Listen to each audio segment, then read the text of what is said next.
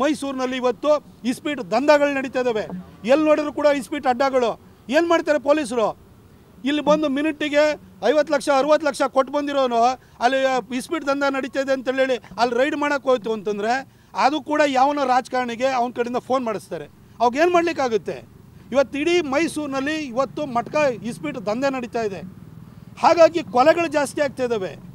ಇದನ್ನು drug mafia ನಡೀತಾ ಇದೆ. ಕಿರಾಣಿ ಅಂಗಡಿನಲ್ಲಿ ಇವತ್ತು ಡ್ರಗ್ಗಳು ಸಿಗ್ತಾ ಇದೆ, ಕೆಮಿಕಲ್ ಡ್ರಗ್ ಸಿಗ್ತಾ ಇದೆ, ಗಾಂಜಾ ಸಿಗ್ತಾ ಇದೆ. ಏನು ಮಾಡೋಕ್ಕಾಗುತ್ತೆ? ಪೊಲೀಸ್ ಇಲಾಖೆಗೆ ನೀವು ಇವತ್ತು ಪೊಲೀಸ್ ಎಸ್ಟಾಬ್ಲಿಷ್ಮೆಂಟನ್ನು ಬೋರ್ಡನ್ನು ಆ್ಯಕ್ಟಿವೇಟ್ ಮಾಡಿ ಪಾರದರ್ಶಕವಾಗಿ ಅವರು ಟ್ರಾನ್ಸ್ಫರ್ ಮಾಡಿಸಿ. ಈ ರಾಜಕಾರಣಿಗಳು ಇವರು ಇವರು 5 ವರ್ಷ ಅಧಿಕಾರ ಇರುವಂಥ ಸಂದರ್ಭದಲ್ಲಿ ಇವರು ಮಕ್ಕಳು ಮರಿಗಳನ್ನು ಉದ್ಧಾರ ಮಾಡ್ಕೊಳ್ಳೋದಕ್ಕೋಸ್ಕರ ಮಿನಿಟ್ಟಿಗೆ ದುಡ್ಡು ತೊಗೊಂಡ್ಬಿಟ್ಟು ಅವ್ರನ್ನ ಸುಲಿಗೆಯನ್ನು ಮಾಡ್ತಾರೆ.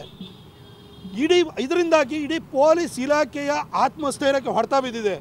ಅವ್ರು ಏನು ಮಾಡೋಕ್ಕಾಗುತ್ತೆ? 11 ತಿಂಗಳಿಗೆ ರಿನ್ಯೂವಲ್ ಚಾರ್ಜಸ್ ತೊಗೊಂಡೋಗಿ ಮಂತ್ರಿ ಮನೆ ಎದುರುಗಡೆ MLA ಮನೆ ಎದುರುಗಡೆ ನಿಂತ್ಕೊಳ್ಳೋಂಥ ಸ್ಥಿತಿ ಇದೆ.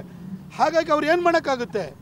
ಅವರು ಒಂಥರ ಇವಾಗ ಸಂತ್ರಸ್ತರಲ್ಲಿ ಅವರು ಒಂಥರ ಸಂತ್ರಸ್ತರಾಗಿ ಹೋಗಿದ್ದಾರೆ.